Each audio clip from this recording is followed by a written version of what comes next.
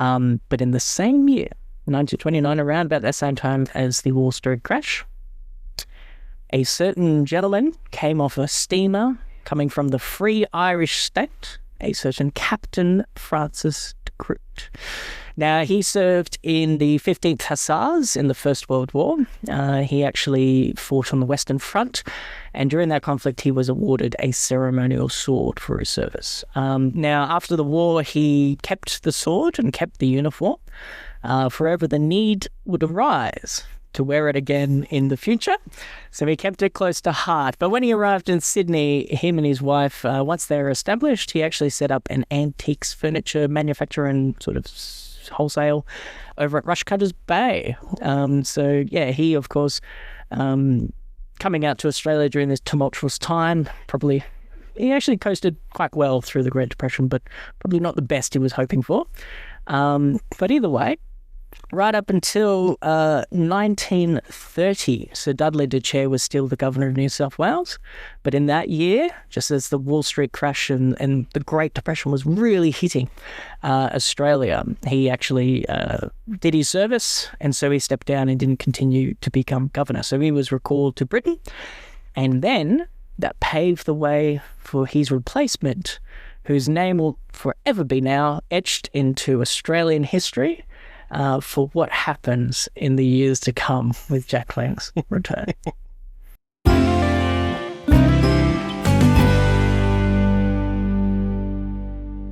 So that leads straight into 1930.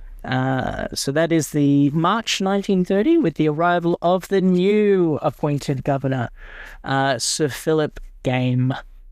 So he was actually a very strong appointment to replace Sir Dudley de Chair. So remembering that Sir Dudley de Chair was from the Navy, Sir Philip Game was in fact from the Air Force, a very, very new, relatively new branch of the British Armed Forces, as it only had been invented in the Second World War. But before being a aviator, he actually served in the British Armed Forces beforehand in the Second Boer War as an artillery captain. And then, after that conflict, the First World War broke out, of course, and so doing his patriotic duty, he served in the Western Front still as an artillery captain. So in 1916, when the Royal Flying Corps was established, he then enlisted in that new branch of the Defence Force.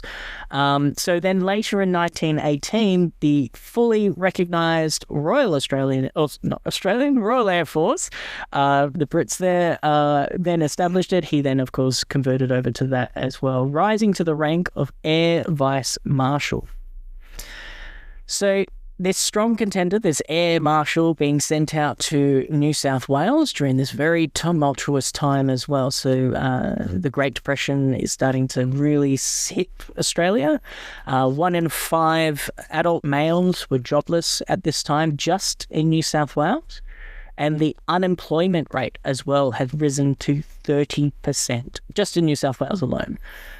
So when we experienced our one-of-a-lifetime sort of global effects of the COVID-19 pandemic, unemployment then, which was skyrocketing in our terms, was only 4% nationwide. So just the state of New South Wales having it 30%, pretty intense, as you could imagine. So, Jack Lang arriving into Sydney at the time, seeing all this sort of devastation, essentially, was going to be a tough governorship, as you could imagine.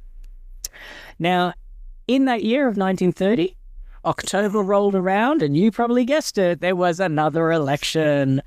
Now, of course, the Nationalists were the previous government, and the way that they were handling the Great Depression seemed to be getting a lot of people disgruntled. So they thought the best bet was to bring the Lang gang back.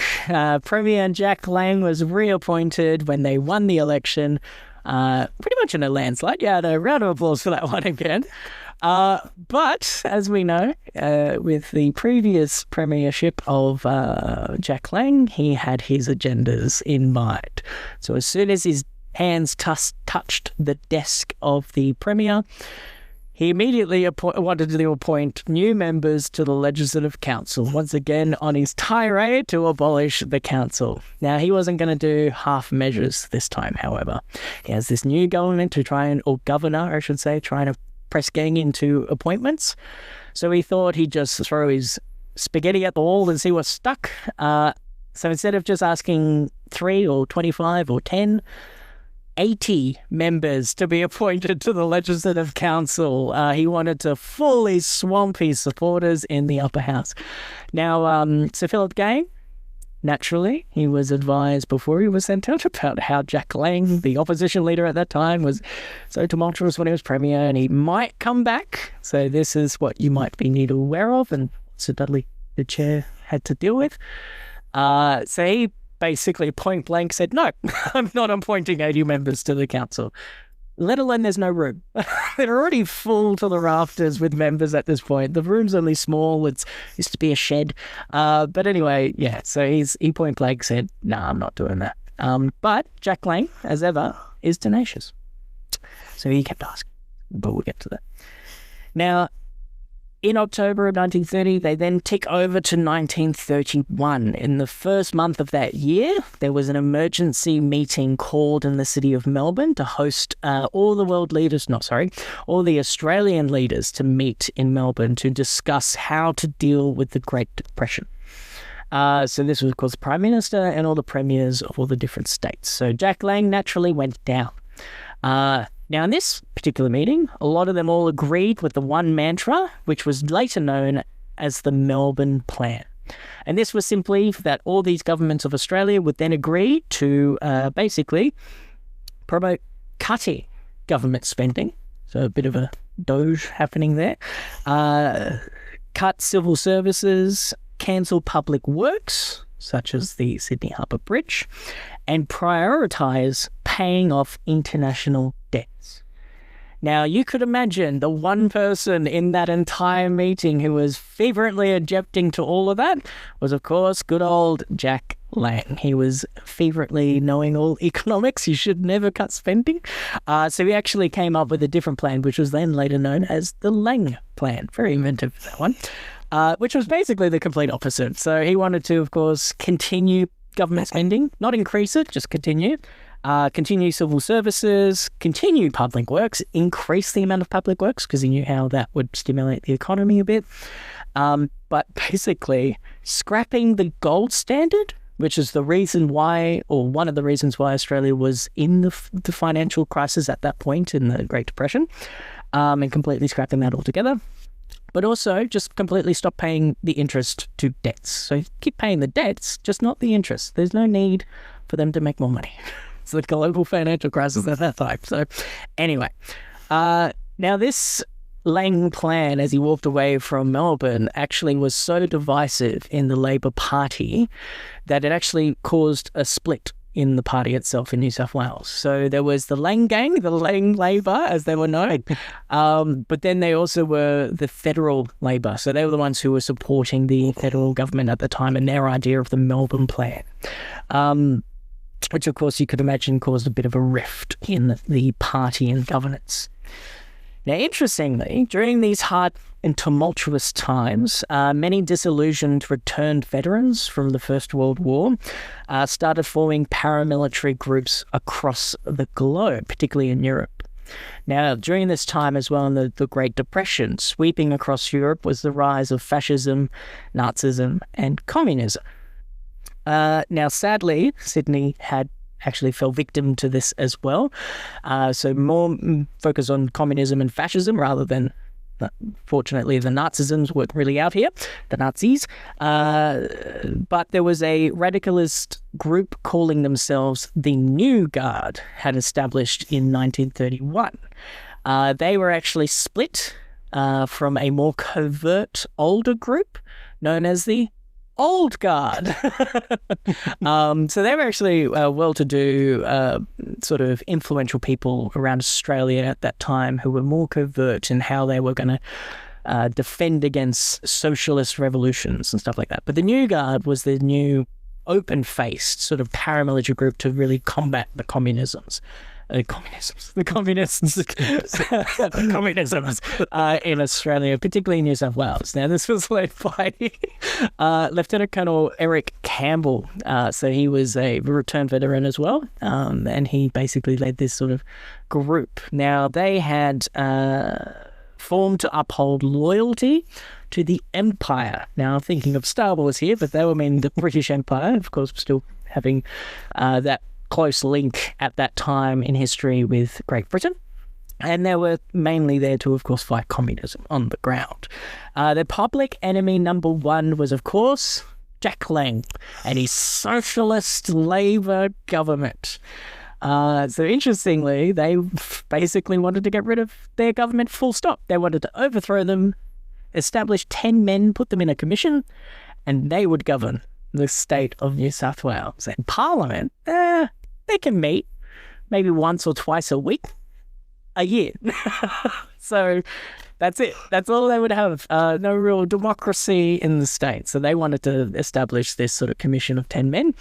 Now, if you're thinking this is a pretty smart idea and you're kind of liking what they're thinking, well, so Eric, he wasn't knighted, but Eric Campbell, Lieutenant Colonel Eric Campbell, which was that leader, he had a bit of a thing for a lot of the brown shirts in Rome and black shirts in Rome and a lot of the brown shirts in Berlin. If you don't know what I'm kind of referencing, it's, of course, the fascists and Nazis in that time period, which, of course, the rise of Mussolini and Hitler himself. So naturally, to embody their idealism, he then instituted in the New Guard a certain Roman salute, or "My heart goes out to you" salute. So yeah, that was their thing. They would march around giving Nazi salutes. So yeah, that pretty much gives you an indicator what they were here for and what they were about. But fortunately, at this point, they weren't really swarming the roads with all these memberships, but they got up there. They had about 10,000 members in the end, which was a lot of people, if you think about it. Even the actual very notable Australians at that time were actually members as well. So Charles Kingsford Smith, who's a very famous aviator in Australia who crossed the Pacific for the first time in the very famous aircraft known as the Southern Cross. He was a member of the New Guard. The North Sydney Mayor was also a New Guard member, Herbert Primrose. And that might lead to a certain event that happens on the bridge a bit later. And most notably, talking of the bridge, a very later famous person, Captain Francis de Groot, of course, also enlisted in the New Guard in 1931 to fight this Lang socialist government.